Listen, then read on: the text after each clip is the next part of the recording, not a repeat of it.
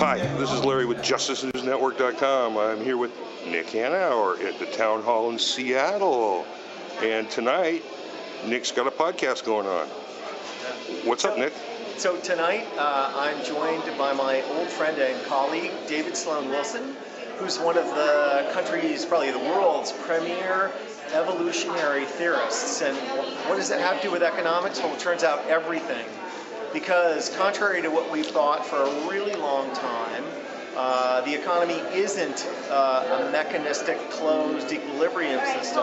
What it actually is an open, complex, adaptive ecology. And as a consequence, if you don't understand how evolution works, you can't understand how the economy works. Wow. And so that's what we're going to talk about tonight, the intersection of evolutionary theory and economics. Well, thanks. Nick, thank you very much. Give me 5, Nick. All right. Thank you. All right.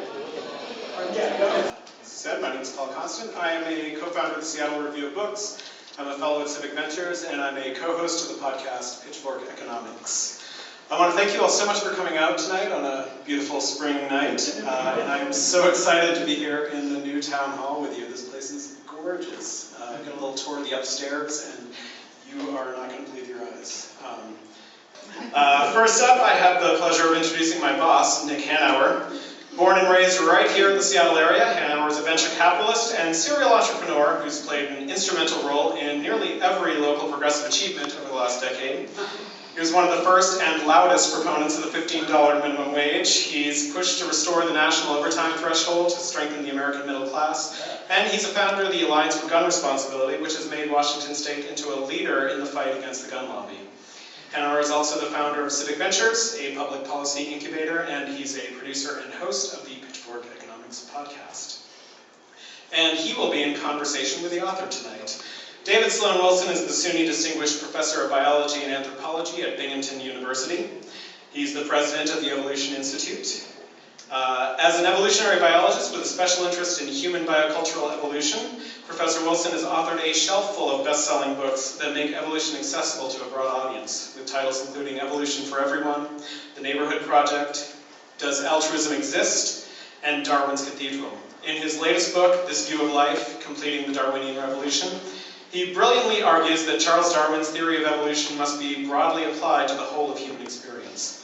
In the book, he establishes a life-changing evolutionary decision-making toolkit that can help anyone solve problems on a personal, local, and global scale. We are exceedingly grateful that he has taken the evening off from saving the human race to join us here in Seattle tonight. So without further ado, please join me in welcoming to the stage Nick Hanauer and David Sloan Wilson.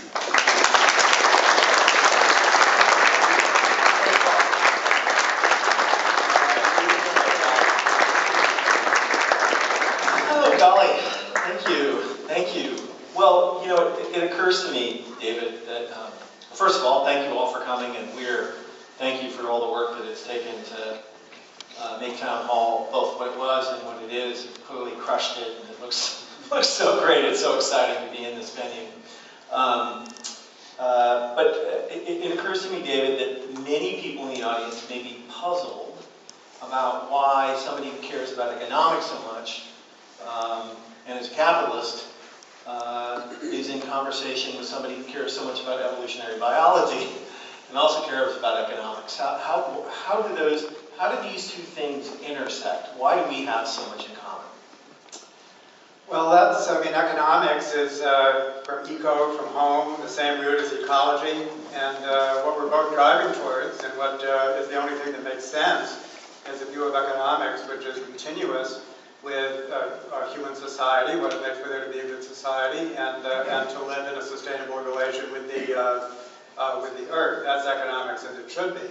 Of course, it's not economics as it is, and we all know that. I think that's become painfully obvious to almost everyone. The real question is, what replaces it? What's the more conciliant view of economics, plus everything else we might want to do? Because when you say economics, often that's not as embracing as it should be. What about economics? What about education? What about health? What about how we raise our children? What about our neighborhoods? What about our churches? What is the nature of religion? So I think that economics is a huge topic, but we need to go still larger. And only evolution along with complexity. Yes. When you ask the question, what would be the truly general scientific foundation for just about anything? It would be a combination of complexity theory, which covers physical systems in addition to living systems, and evolutionary theory, which covers all living systems, including everything that we associate with humanity. And so that is what it would mean to complete the Darwinian revolution, to take this toolkit, as I put it, to give it a practical cast, that has proven itself in the biological sciences, and then to expand it to include everything associated with the words human, culture, and policy. That is what it means to complete the Darwinian revolution. Yeah, interesting. So I want to take a moment and just reflect on sort of what my personal transformation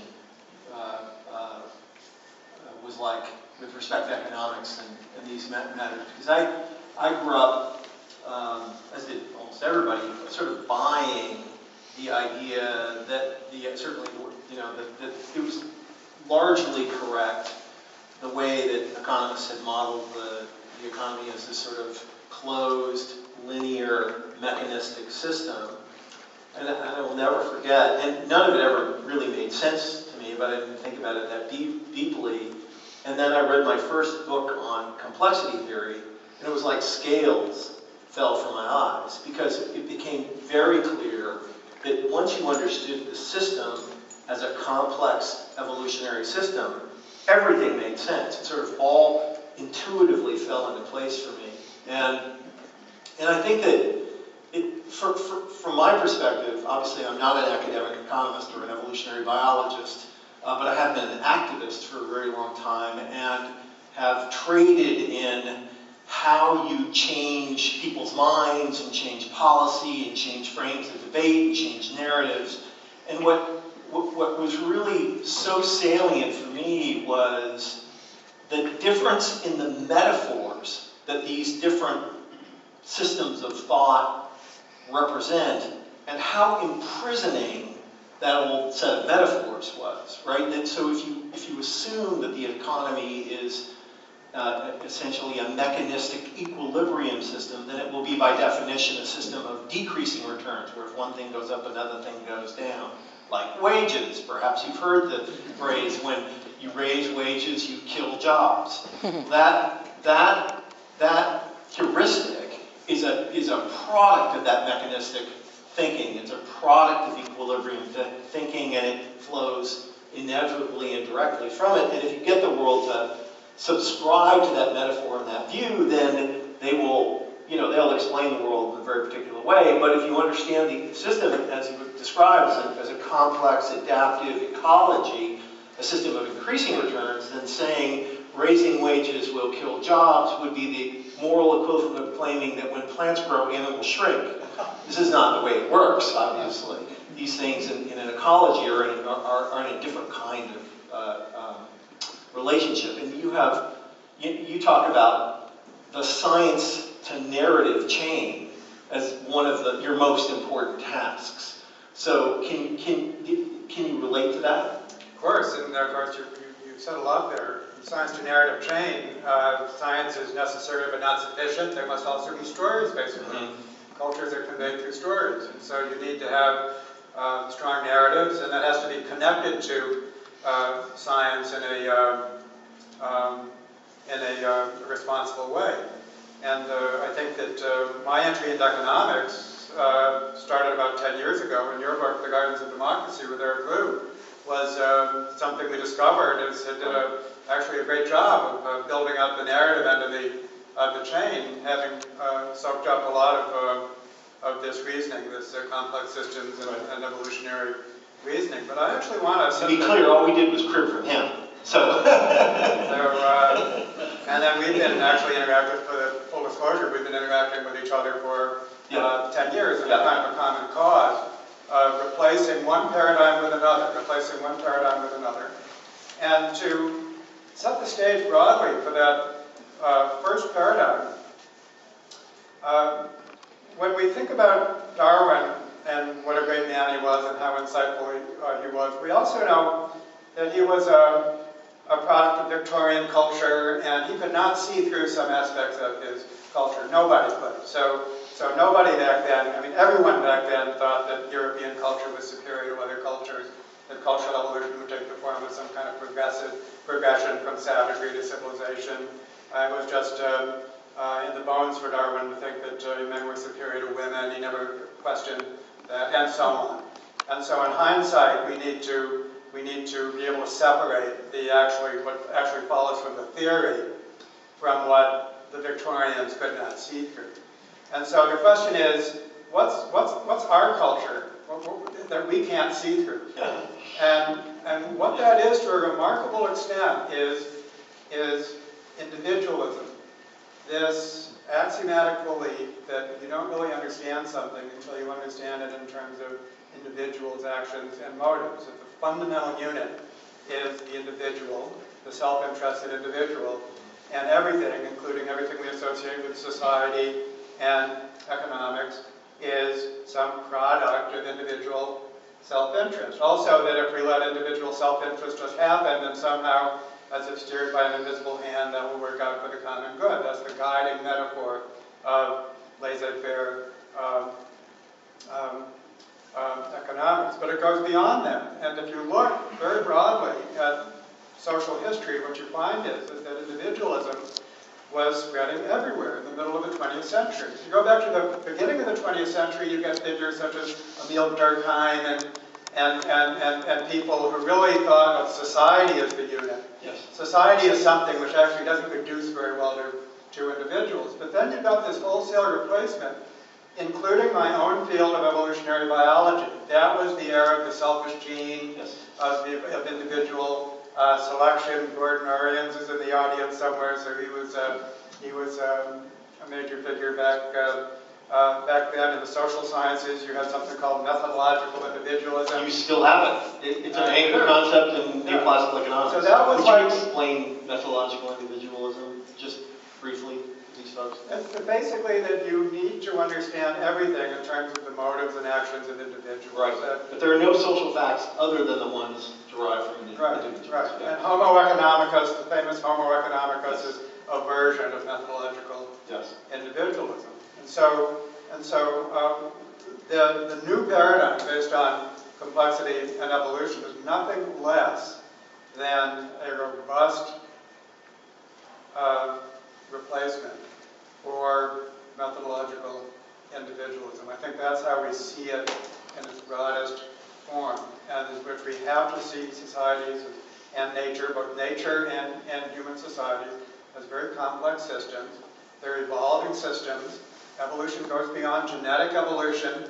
All of the fast-paced processes going on around us that we call cultural change, and, personal change, because each and every one of you is a flexible unit, an evolving unit, and so there's such a thing as your personal evolution in addition to our cultural evolution. And so to think that just about all of this reflects evolutionary processes, and evolution can be the problem in addition to the solution. Evolution doesn't make everything nice. Very often evolution results in behaviors that benefit me, not you, us, not them, short-term, not long-term. And so evolution is taking place all around us, but if we don't manage it, then it takes us where we don't want to go. So many of our problems are actually adaptive in the evolutionary sense of the word. They're getting individuals or groups or various entities. They're succeeding for them, but at the expense of others. And so the large system as a whole is now compromised. And so the only alternative is to become wise managers of evolutionary processes. We must learn how to align these forces of evolution so that they take us where we want to go in terms of our large-scale and long-term societal goals. And if you don't know about evolution, if you're not smart about evolution, we will never get there. Right. You drew some really fun distinctions between what was adaptive and non-adaptive. The distinction between helping your family and nepotism, for instance. Yeah. I mean, taking care of yourself, that's a good thing. Self-dealing, that's a bad thing. Helping out your relatives, that's a good thing. Nepotism is a bad thing. Helping out your friends is a good thing. Cronyism is a bad thing. Almost everything we associate, for example, with corruption is actually people obeying the dictates of a smaller social unit, the moral dictates. There's very little that's actually true individual selfishness. Most pathological things are actually forms of cooperation taking place at a small scale, but that becomes a kind of collective selfishness. And the only solution to that is actually, when you spin that out, and maybe I think you can see it already, is to adopt a whole earth ethic, because that is the top unit. We really have to be planning our actions with the welfare of the whole earth in mind, and then coordinating the lower level units. The lower level units don't go away, they're extremely important. And in fact, among the most important of these lower level units is the small group. If we want to talk about a fundamental unit, it's not the individual, it's the small group, where individuals work with others and are known by their actions and they do important things together. That is the fundamental unit that we need to nurture, basically. Can you tease out this very important idea of multi-level selection? Because I think it has enormous explanatory power in human societies. Yeah, and then we have been talking about it all along, but Yes. the way I communicate it in the briefest possible way is to ask you to imagine playing the game of Monopoly. You've all done that. So, and the purpose of that game, of course, is to get all the real estate, drive everyone else into bankruptcy. So get yourself in that Monopoly. That's a form of competition among individuals within a single group. Now imagine that you're playing a Monopoly tournament. There's many games being played, and the trophy goes to the team that collectively develops their property the fastest. And so imagine playing that game. And right away, I think you can see that almost every decision you make in a Monopoly tournament is going to be different than the decisions that you would make playing the single game of Monopoly. And so that is the difference between within-group competition. So when evolution is operating at the most local scale among individuals within a single group, that's favoring forms of selfishness that we associate with the single game of Monopoly. Just about everything that we recognize as virtue is actually vulnerable to exploitation at this scale of within groups. And Darwin understood that. Darwin said, this is true, the morally virtuous person is not more fit than the more selfish person within a single group. It's only groups of virtuous individuals that are more fit than groups of less virtuous individuals. And of course, that just elevates selfishness up to the group scale. It doesn't eliminate it, it just elevates it. But so there's the fundamental logic of multi-level selection, is that is this dynamic where lower level selection is resulting in behaviors that are actually disruptive higher up the scale. That is the opposite of the invisible hand. The invisible hand tells us that basically the pursuit of self-interest robustly benefits the common good. And what multi-level selection theory tells us is that it's profoundly not the case. That has to be the most toxic idea that has ever gained prevalence ever. And so that is why if we want to have society work well at any scale, we have to select at the level of the society, And when we do that, if it's a lower level entity, including if it's a group or even a nation or a corporation and so on, if it's purely only maximizing its own self-interest, then it will be toxic, it will be disruptive higher up the scale. Therefore, the only solution to that problem is to adopt a whole earth ethic. And that's why I dedicate my book to all who are reaching towards an ethics for the whole world. It's very conciliant with the Dalai Lama's book, Beyond Religion, towards an ethics for the whole world. Interesting. I want to tie what you just said about the invisible hand back to economics and our podcast. And, you know, what we're trying to do in Pitchfork Economics is knock down a lot of the most pernicious ideas of neoclassical economics and neoliberalism.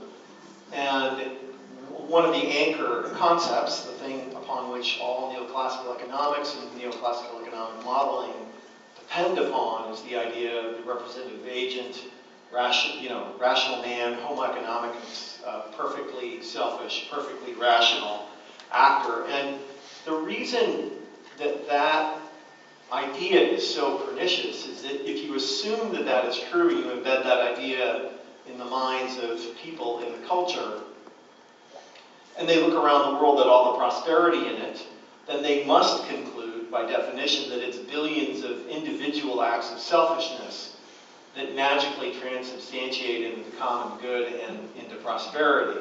But if you understand the world from an evolutionary perspective, and if you understand human beings as evolved creatures, and understand them as we are, as evolved to be moral, other-regarding, reciprocal, and cooperative, because that's the only way our societies can survive. And if you embed that in the culture and people look around the world at all of the prosperity in it, then you must conclude that it was billions of collective acts of cooperation that generated all of that prosperity. And that it was the invisible hand of reciprocity that generated the prosperity around us, not selfishness. And from those metaphors and those heuristics and those intuitions, you end up with a very different culture, a different policy framework, and a different politics. And this, just circling back to why I think the evolutionary point of view is so important, is that if you don't understand the system as evolutionary, you can't get to those insights or perspectives. Yeah, I mean, it's such a shift. Let me tell a couple of stories from my book that nail this, especially at the scale of small groups. One of my favorite stories from the book is about a colleague, a neuroscientist named Jim Cohen at the University of Virginia. And he was seeing an elderly patient, World War II veteran, who was suffering late onset post-traumatic stress disorder. And the old gentleman was totally resistant to therapy of any kind. He wouldn't do anything that Jim was asking him to do. And finally he blurts out, "I want my wife to come with me." And Jim had never had this request. And when you think of therapy as always the therapist working with the individual client, there's individualism right there. But this man was saying, "I want my wife with me." So Jim said, okay, and his wife came, and at first he treated her like a bystander, and nothing was working any better. And then his wife said, "Let me hold his hand." So she held his hand, and he opened up the therapy. He actually became more responsive than most of Jim's other clients. And so Jim was amazed, and he embarked upon a set of experiments with just everyday people, not suffering from any kind of disorder, in which he put them in a brain scanner, an fMRI machine, and he would stress them by threat of electric shock. There would be electrodes strapped to their ankle, and so this was a very, very stressful situation for them, and now he could see what was going on in their brains. And he did this under three conditions: alone, holding the hand of a stranger, or holding the hand of a loved one. And holding the hand of a loved one had this tremendous calming effect. And so based on this, Jim developed a theory called social baseline theory, which means this. It means the one constant in human evolution. All of the different regions we live in, all climatic zones, dozens of ecological niches, what's the one constant of human evolution is that we were always living in small, highly cooperative groups. And so that took place so long that our brains evolved to factor in not only their personal resources, but their social resources. The brain actually does not make a distinction. And another set of experiments by a colleague of Jim's illustrates this in graphic detail. So imagine that I take you to the base of a steep hill, and I asked you to estimate its slope. And I asked you to do this under a number of conditions: carrying a heavy backpack or not, having passed it or not, having had a workout or not. And in each of those three cases, we're depleting your personal resources.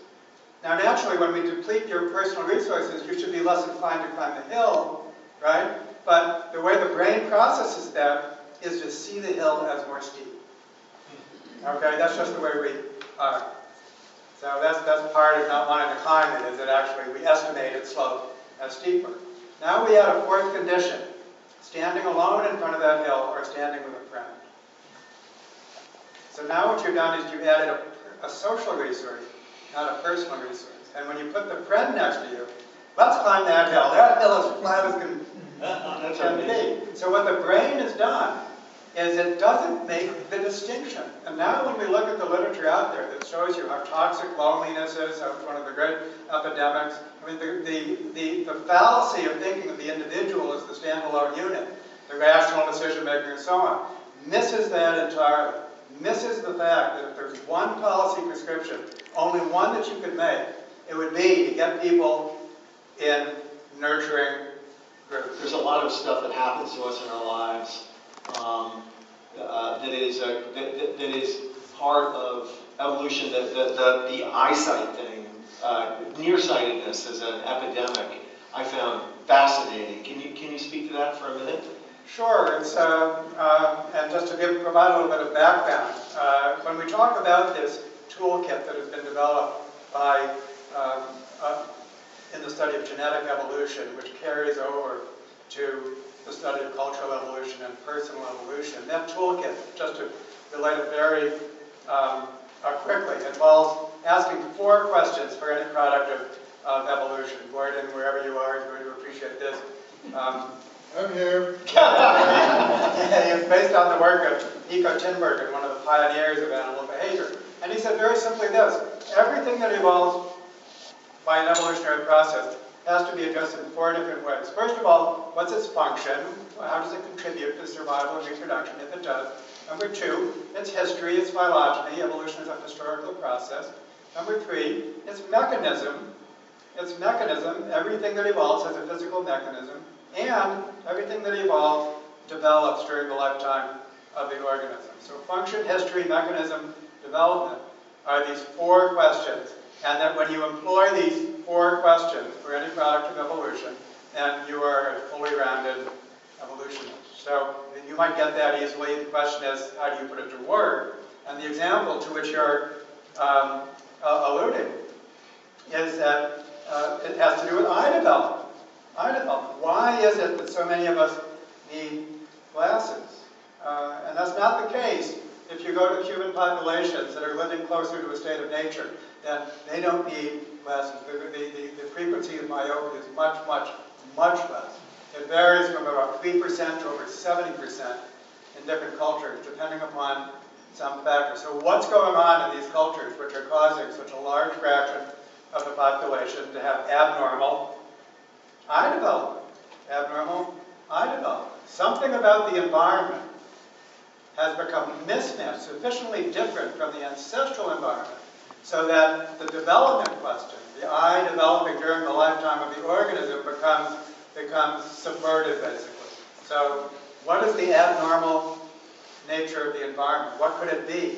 For a long time, people thought that it was a lot of close focus work. So in modern times, we're focusing with reading and all of these things on close objects. Perhaps. That's a good hypothesis. As it turns out, it's more likely to be amount of time spent outdoors, that when you're indoors, then the ambient light levels are too low for normal eye development. So there's a very strong correlation between the amount of time someone spends indoors and the frequency of myopia, and that's why this guy doesn't need glasses. No, we were talking about it because I have spent, relative to normal, a huge, obviously could just be anecdotal, but huge amount of time outside, fly fishing and doing other things like that. The kind of study that provides evidence for this, and you got to be asking, what's the scientific research that enables you to piece together a story such as this? There's many lines of evidence, but some studies, for example, compare Chinese populations living in Taiwan versus Australia. And you look and you see, actually, they're spending about the same amount of time reading and stuff like that. But the big difference is that the Australian Chinese kids are spending 9 times more outdoors than the Taiwanese, or the Singapore, I think, Chinese kids. And the myopia differences are huge. 10 times or something. Or you have studies of Jewish populations in where some of the boys are studying in schools. They spend like 18 hours indoors, and then the gorillas and some of the boys are not doing that. You got a big difference. You got a big difference there. Yeah. So can you, the idea of cultural evolution is newer and certainly less familiar to people who've been thinking about evolution. Would you mind talking a little bit, because I remember when I grew up and I'm thinking about evolution, there was always this question which was, were people evolving? Were we fixed? And of course we now know that we're not. But in particular, the way in which our culture evolves and our genes co-evolve is something that people are looking at more and more carefully. Can you talk about that and the way in which that's affecting us? Sure, and let me provide a little bit of background, because we really want to know why is it that so much of this is new when Darwin's theory of evolution is 159 or whatever years old. So some of the history of this, and back then Darwin thought that his theory explained all things human in addition to the rest of life. There was intense interest in cultural evolution. We had other people studying evolution, Herbert Spencer and people like that, who were very much talking about human progress and things like that. But as we've already said, back then, the Victorians, that meant basically a superior culture, all cultures kind of becoming a superior culture. That was, in the first place, wrong. In the second place, in retrospect, doesn't make sense from an evolutionary perspective. But at the time, it meant people basically rejecting the idea of cultural evolution. And with the advent of Mendel's work, and the birth of genetics, then evolution became gene-centric, basically, as if the only evolution is genetic evolution. And the study of cultural evolution, cultural change, got ceded to other disciplines, sociology, anthropology, social psychology, and so on. And those disciplines developed into sophisticated bodies of knowledge, but without reference to evolution much, sometimes in perceived opposition to evolution, and largely without reference to each other. And so what we have now is what I sometimes called not the ivory tower, but the ivory archipelago.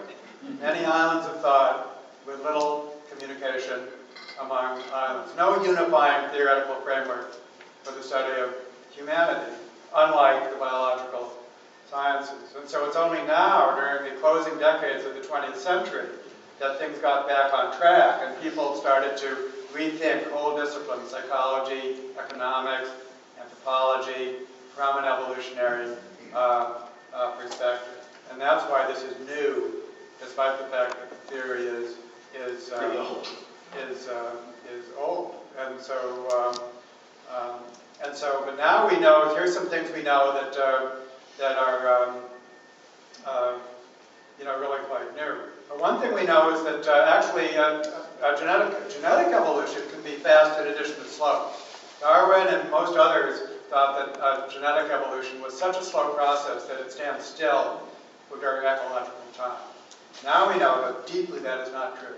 That genetic evolution can be either slow or fast, and that's so tremendously important in the Anthropocene, basically, because we've altered the environment for all of the species on Earth. In some sense in which that mismatch that we described for eye development exists for so many species now, are out of kilter with their environments, and genetic evolution is accommodating that to a degree. And now we have cultural evolution, and of course people use the word adapt and evolve to describe cultural change in the vernacular, but now we're learning that we could actually take this four-question toolkit and we can put this to use for cultural evolution, and that this is taking place simultaneously with genetic evolution. So there's gene-culture coevolution. Another thing we know is that cultural evolution exists in many species, but in humans, it distinctively relies on symbolic thought, our symbolic systems that we have, which might be religious or not. But everyone in this room, every normal human, in addition to having a collection of genes, has a collection of symbols. And in just the same way that the genes influence how you are in part, so there's a genotype-phenotype relationship, your symbolic system influences how you are to a degree. So there is a symbotype-phenotype relation. And that symbotype evolution, cultural evolution of symbolic meaning systems, is taking place alongside of genetic evolution And it too can be fast or slow. We tend to think that cultural evolution is often fast, but actually not. There's forms of cultural evolution that take centuries and millennia to. And actually, there's some literature that I'm looking at right now that has to do with business corporations. Your world. It's so amazing that business corporations almost never live beyond 40 years. The life of a corporation is almost invariably less than the lifetime of an individual person. Why is that? It's because they're not adaptable. They're not adaptable. Most business organizations are really good at doing what they're currently doing, but when it comes to changing, no, they go under, and then they're replaced. Or they're subsumed. And there's only a very few exceptions of business organizations that manage to be both well adapted and adaptable to changing environments. And of course, that's what we want to do, is we want to make our cultures adaptable. And we can do so, but we have to be smart. So one of the points that you raised, I think it's really important from our perspective as we think about new ways for folks to understand economics, is to understand markets largely as an ecology and businesses as organisms within that ecology, containing groups of folks competing with other groups of folks on what ecologists would call a fitness landscape to solve the society's problems. And the reason that markets work so well, the reason that market economies always outperform non-market economies, is because they are ecologically effective. And the reason that capitalism works is, so the conventional view of capitalism is that it works or creates value by efficiently allocating existing resources. And that is not true. The way markets work is they effectively evolve new solutions to human problems. And that difference between efficiency and effectiveness is an incredibly profound one and leads to an entirely different perspective and policy formulation. It's super important in how we organize our thinking about how to make them work better. Yeah, so when we think about this from a cultural evolutionary perspective, you can break down, there's this important concept called the evolution of evolvability. Evolutionary processes spawn other evolutionary processes. So there's many evolutionary processes. They have different mechanisms of inheritance, and so this idea of the evolution of evolvability is helpful because it means that we actually have to evolve new evolutionary processes, new processes of cultural evolution that are working at the appropriate scale. In other words, the three ingredients of any selection process is that there's selection. Some things are selected over others. There's variation, and there's replication. Those are the three ingredients of, our genetically evolved capacity for culture accomplishes that only at the small scale, at the scale of smaller groups. It's there that I will notice that you are more successful than you, and so therefore I will copy you. Okay? And so cultural evolution is taking place, but it's taking place at a very, very small scale. If there's something that's happening over here, it's just not part of the system. And so what needs to be done is and so when you look at what works well about market systems, market economies, is that they are a really ultra-fast cultural evolutionary process. And variation, selection, and replication is happening. But what's being selected is not the systemic good. No, not necessarily. Not necessarily. Right. Sometimes. Yeah, sometimes not. Typically, when you're basically innovating in order to fill some market niche, then and that's basically what we're learning about the invisible hand metaphor being incorrect. Correct. And it's just not the case that if we pursue our economic self-interest, and that's going to work out for the common good. Yeah. So what's needed is something that's more systemic. We need to basically pick the system as the target of selection.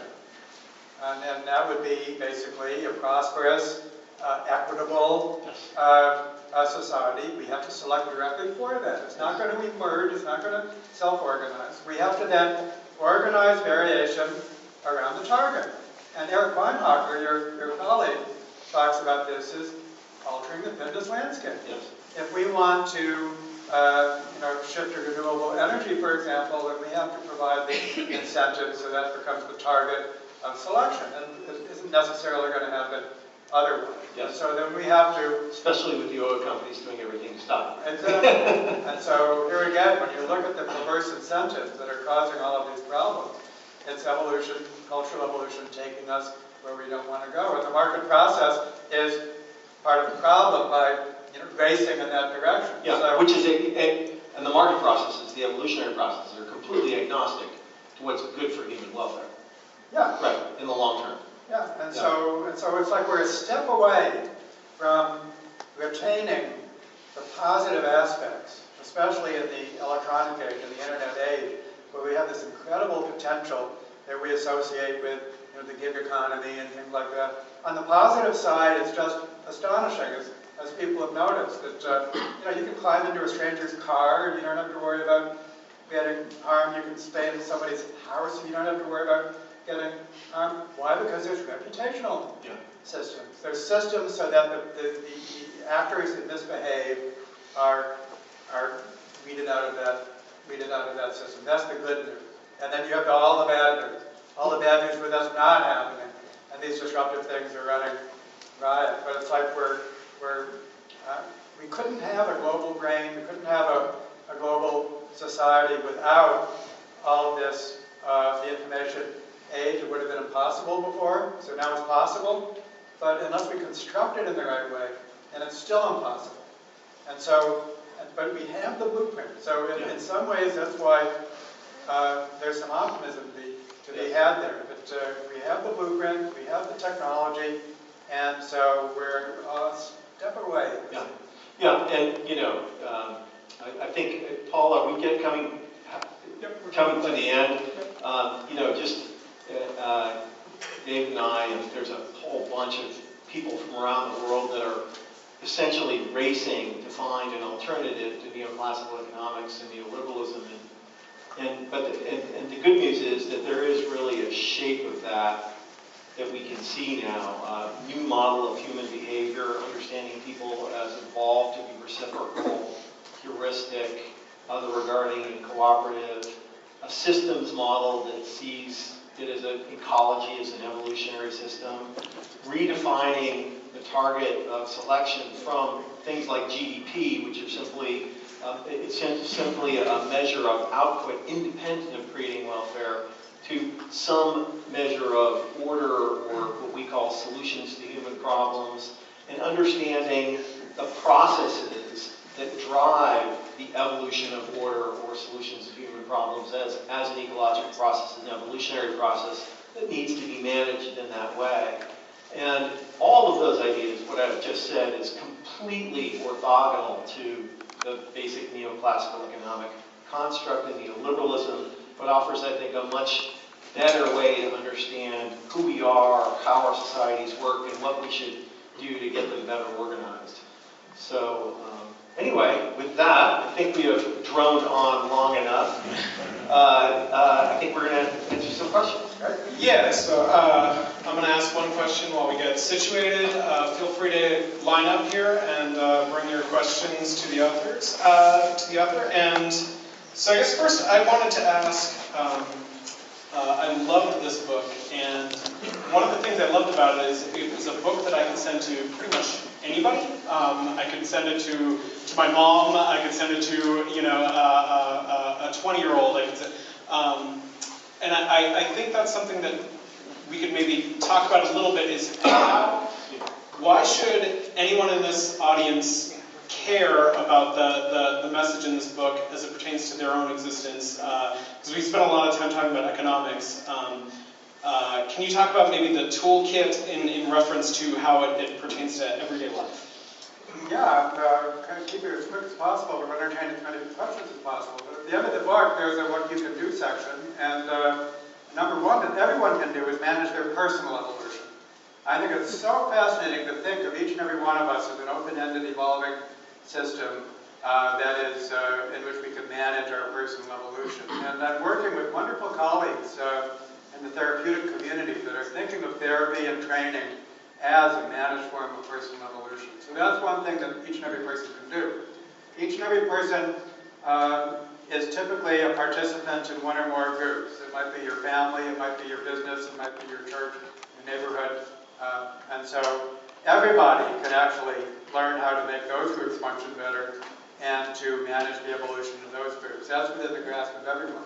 And then for larger scale things, some people are luckier than others. We have everyone from this gentleman here who's in a position to make things happen at a very large scale. Other people not so much, but still, that's a whole banquet of things that anyone can do. And these ideas are so versatile that there is not a single thing of importance to your life that couldn't benefit from this kind of analysis. Basically, I would like to say that I'm enriched by the opportunity to read your books and learn from you. And my question is, the evolutionary informed bottom-up core design principles discussed in your book provides an ever-expanding and rewarding alternative to the counterproductivity in our schools and communities. Are there any organized volunteer-related opportunities at the local level where persons of varied interests and occupational backgrounds, as well as retired people, can contribute? Here you go. And so that definitely follows upon the last question. And you mentioned core design principles. In this talk, we didn't get a chance to mention Elinor Ostrom by name, but she was a Nobel laureate in economics, and she became famous for basically addressing the tragedy of the commons, the idea that when groups are drawing upon a common pool of resource, then they inevitably overexploit it. And what she showed was that actually that's not true. Some groups are capable of managing their affairs, but only if they possess certain core design principles which you alluded to, and those principles are very much make sense from a multi-level evolutionary perspective. What we have done, to get directly to your point, at the Evolution Institute, is to turn that into a practical change method, so that if you, for any of the groups that you're involved in, if you want to go through a path, basically, we call it the pro-social path, and you can engage with us, we can find you a facilitator. We actually have a good facilitation in the Seattle area, and we can lead your group down a path which is very scientific. We assess all sorts of things, and we will help you to improve the functioning of your group and its adaptability, its flexibility.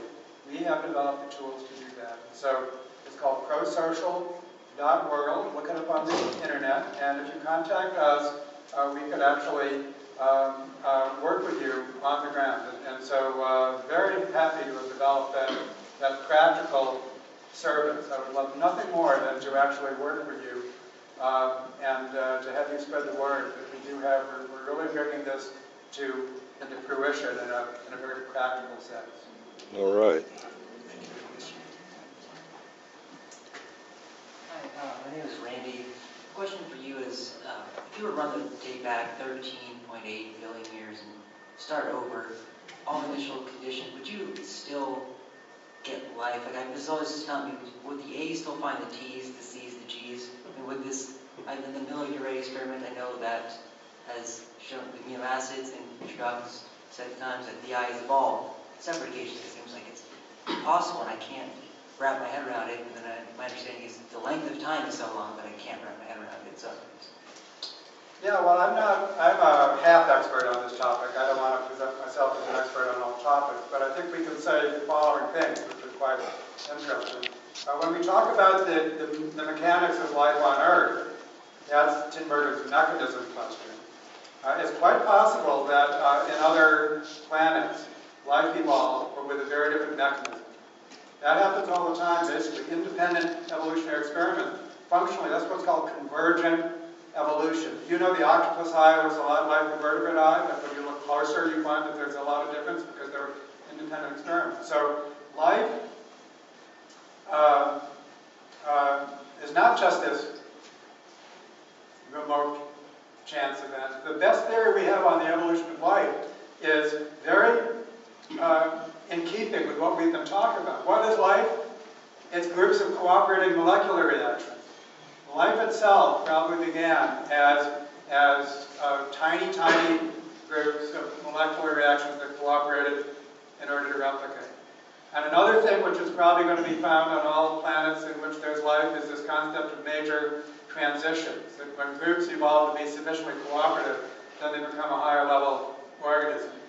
And everything that we currently call, everything that we give the name organism to, is actually a social group that's regulated so well that we see the whole more than the part. And what we need to be doing is we need to make our human social groups more like that, more like superorganisms in a benign sense of the word, not in the threatening sense of the word. Now, the one thing that might not have existed on other planets with life is what happened in the case of human evolution, in which we developed cultural evolution and symbolic systems, which is then capable of reflecting upon itself. And some of you might know the book, The Phenomenon of Man by Pierre Teilhard de Chardin, in which he talks about this evolution of consciousness and it becoming a global consciousness. That didn't have to happen at all. So we might find planets in which there's wonderful life, and including social life, but that one step of this, it's almost a new process of evolution, of symbolic thought, that could be extremely remote event. Yeah. But David, more directly to the point, isn't it true, I mean, if you're a half expert, I'm like an 8th expert or 16th expert, but isn't it true that the view now is that life essentially is an emergent property of water?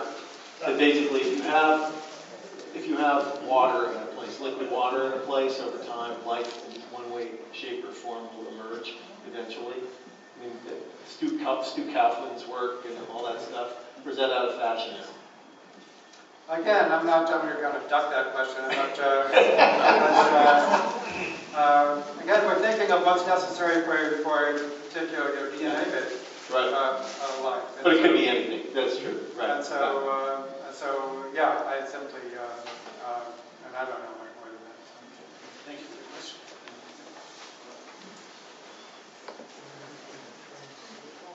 Hello, my name is Nathan Woodward. As an entrepreneur and an evolutionary biologist, I wanted to get your take on just how much of the business world is moving towards costly signaling and the use of time and resources to essentially write reports about reports, or try and fool the boss into thinking that you're actually doing something all day. And the effects that's having on the amount of minerals we're pulling out of the earth, the amount of fossil fuels we're burning, or just how happy people are at their jobs. Yeah, so...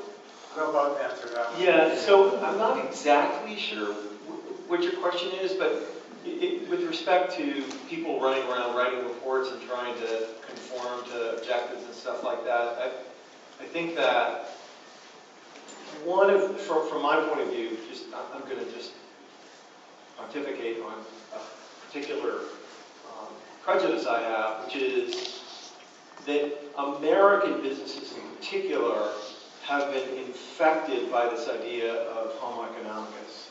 That this is what people are taught in business schools, that people are perfectly selfish, that the only thing they respond to is economic incentives, and absent that, that nothing good can happen in the world. And what that has born is a business culture that wants to measure and incentivize every behavior.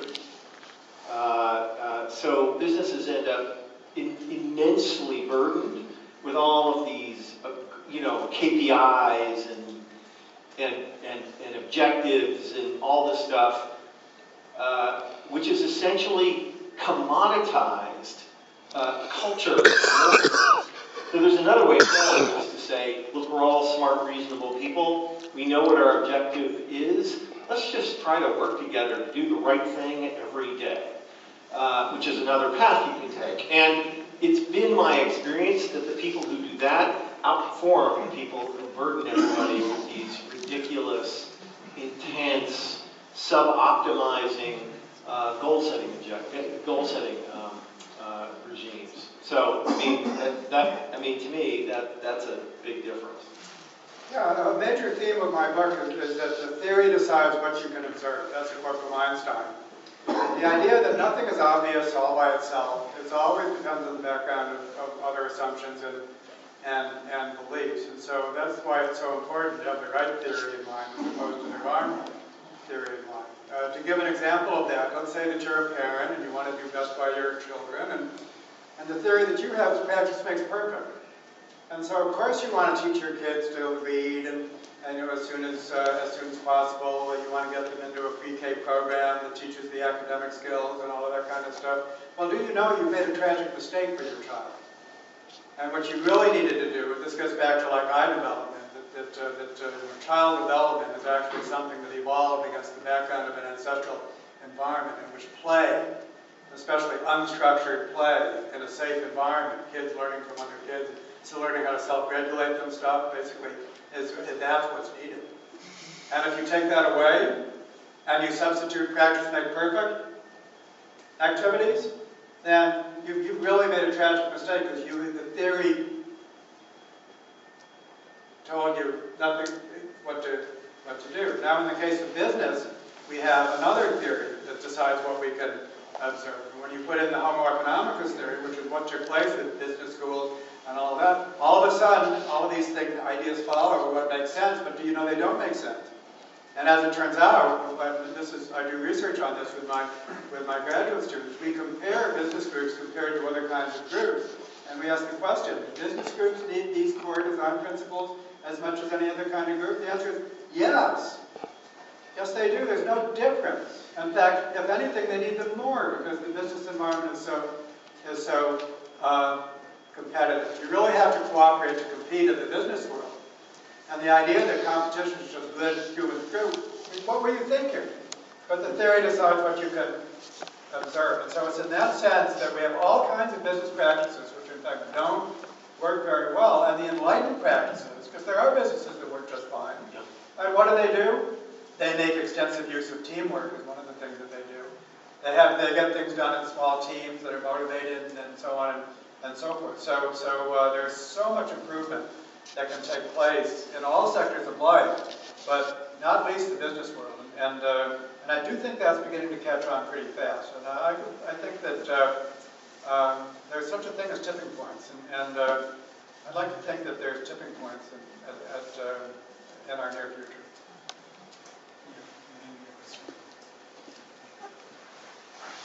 Hi, I'm Joe. You mentioned altering the fitness landscape, and that to me implies a high-level kind of change, which would involve political processes, if I understand it correctly. So I'm wondering how you would see that coming about, because you mostly mentioned small group changes.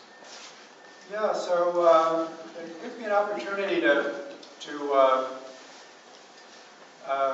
comment a little bit about, we're talking about managing the cultural evolutionary process, or really we could say social engineering.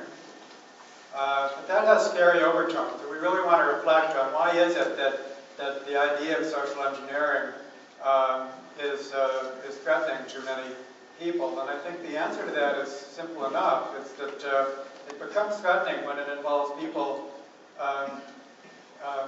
engineering the environment against the will of other people. When it's something that's decided by an elite group, for example, without the consent of others, that's when it becomes threatening. It deserves to be threatening. But when it is done by consent, it's what we want to do. And that's as benign as it's going to be. It still might not work, but and it will certainly antagonize some people. Yeah, and another point to make is that, so there's two things that don't work. Laissez-faire doesn't work. The other thing that doesn't work is centralized planning.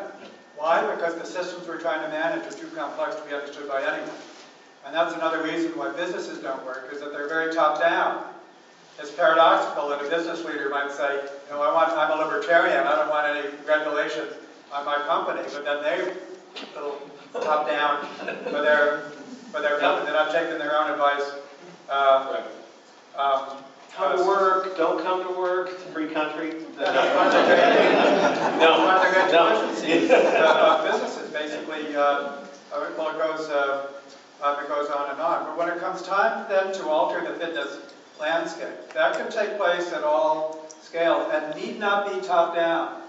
And so I think one of the interesting things to reflect upon, so at a small scale, norms get formed and enforced quite easily and spontaneously. That's more difficult at a large scale, and yet it still happens. And yet it still happens. And so we get such things as the Me Too movement, which was not a top-down process. It was a bottom-up process. But what it did was it took pathological behaviors, which were never approved of, but still were tolerated, and it made them intolerable. It basically enforced the norm so much that that which was just accepted, all of a sudden, no, we don't do that.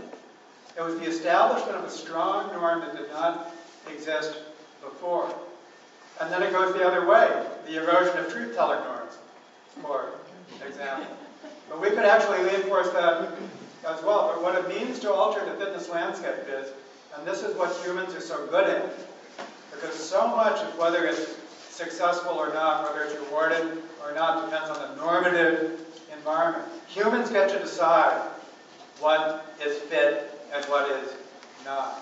And so, and that needs to be a consensus process at all scales. It is not something that should be dictated by some without the participation of others. That's something else that's true at all scales. Yeah. And the $15 minimum wage, for instance, is a classic change classic example of changing the fitness landscape. I mean, the basic proposition is that if you want to operate a business in this landscape, you have to figure out a way to pay your workers enough to get by without food stamps. And the people who can't do that, they will go away. And they will be replaced by other organisms who can figure that out. And the good news about capitalism is we will not run out of hamburgers, even if McDonald's cannot figure out how to pay their workers enough. In Norway, until recently at least, if a CEO earned more than 17 times the salary of the average worker in his corporation, that would be disgusting. That would be disgusting. And the idea of earning 300 or 1,000, well, you couldn't do that because it would just basically it would be so wrong in that culture. That's bottom up. I mean, it was the cultural. Did you say 17 or 17? 17 now. 17. I think we have time for changed a little bit recently. We have time for one more question. Two more. It's a short. Our group is My name's Paul, and first I have a kind of a thing to throw out and then a question. When it comes to complexity and evolutionary systems, what we're looking at is how things self-organize. And so one of the things that I want to kind of throw out there is when we talk about people being, instead of being homo economicus, being homo reciprocus, or people being cooperative instead of selfish, are we not splitting the population into groups and favoring one over another? Well, we're not saying they're homo reciprocus, we're saying they're homo sapiens. Okay. Which means Right. that they are both reciprocal and selfish. So Right. and Homo sapien is this superorganism, right? The ability to cooperate and the ability to compete. Yeah. So we're living in this very polarized time politically, where we have conservatives and liberals who are not agreeing on anything, right? We see the economy as a garden, as your book points out, and they see it as a machine, right? They are kind of have more of a cynical view, where everything is about competition and winners and losers, and we believe in cooperating and creating the capacity for the whole system, right? Are these not two groups that are designed to work as separate systems? And isn't kind of respecting the whole more beneficial and productive than kind of having one ideology pitted against another? Yeah, if I could jump on this. Yeah, I think you're dead right. But I think what we're not, certainly what I and my collaborators are not insisting that people are fundamentally, universally altruistic, and that that's the behavior that we should encourage, and that there's no role for competition in human societies. That's not what we're saying at all. What we are saying is in Homo economicus, which is a monolithic, very, that is just, that's just not right. Using That is- using that one thing as It's just- as the describer of what humans are It's just- is wrong. It's factually incorrect. People are far more nuanced, and people are super cooperative in some circumstances and super competitive in others, and we have to conceptualize people as that. And if you do and see them both cooperating and competing in evolutionary landscapes, you have a much better perspective on how the whole thing fits together. And I'll just add a tiny bit to that because I know we want to fit in one more question. To replace Homo economicus with something like Homo reciprocans is still trapped within individualism. Yeah. Like there's a single Homo something. And that you can go from the intensity of the individual, which we now call cooperative rather than competitive. So I'd love to say, but that's good enough in order to derive our system. And so that's not nearly good enough. And when we actually escape with individualism, and we come up to a kind of and we recognize that it's actually the group or the cultural systems is the functional unit, and then the individual is what the individual is like within that context. And that admits all kinds of diversity of individual talents and propensities, adaptive mixes, cultural differences, like there's this huge continuum between tight cultures and loose cultures. My colleague Michel Gelfand has a book on that topic called Rule Makers, Rule Breakers. Huge difference between that. And so this ecological and evolutionary paradigm is much more rich in what it expects about a human, both genetic and cultural diversity. So. Last question. I have the last question, and it might be a little bit of a loaded one. I'm wondering about your optimism around how this common good will work with addressing things like racism, poverty, and gun control. In Seattle, we have a fairly liberal culture around here. We say that we want to do a lot of really good things to eliminate opportunity gaps and everything else. But when it comes right down to it, the evolutionary instinct to preserve all the resources for your own child minimizes and undermines our opportunity to affect serious change. So I'd love for pro-social world to do some work with Seattle Public Schools, and would love to partner with you guys on other issues. But I'm trying to do things and affect change at a local level, but there's a much bigger systems issue that trying to get everybody to shift in that direction feels overwhelming. Yeah, so let me address that. So, change and improvement happens slowly and on a continuum.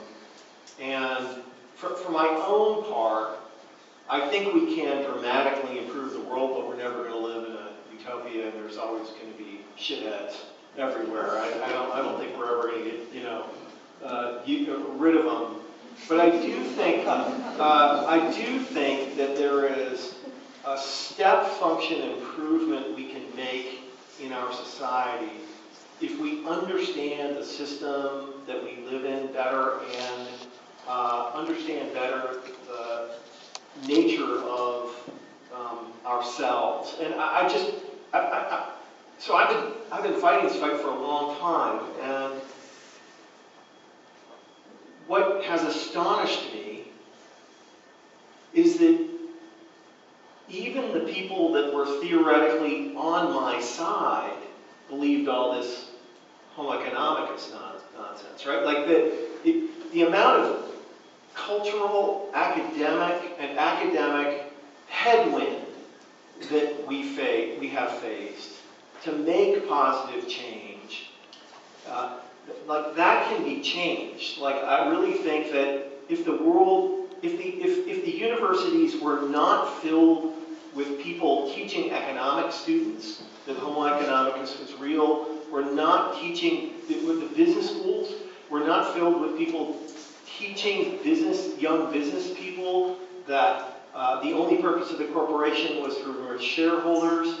If the nation's, if our government was not populated by economists who literally believed that raising wages killed jobs and that people were paid what they're worth, their marginal product. Like if we could knock down all of those terrible ideas, if we looked at the economy as something where we were all connected in it, the better people did over here, the better people did over there. Like we could make a bunch of progress. And right now, all of the academic ideas are arrayed against the kind of progress that you want to see happen. And I think if you can knock down a lot of those bad ideas, we could make quicker.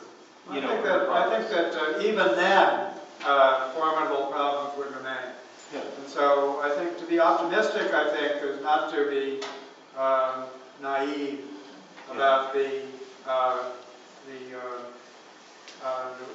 basically the wicked problems that need to be solved. But so much depends on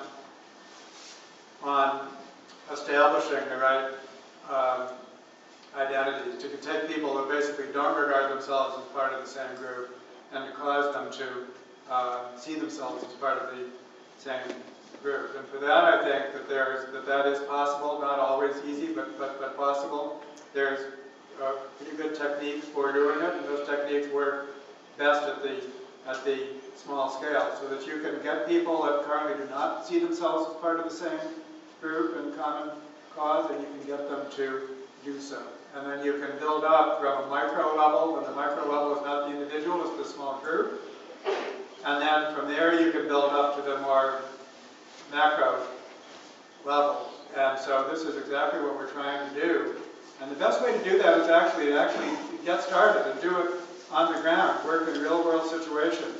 And so that's what we're trying to do. And if you want to invite us in, then we'll be there. So, give us a call. Thank you. So if you have any other questions, feel free to bring them up to the author. Buy some books from the good people of Alger Book Company. Thank you to Nick Hanauer. Thank you so much, Professor Wilson, for joining us tonight.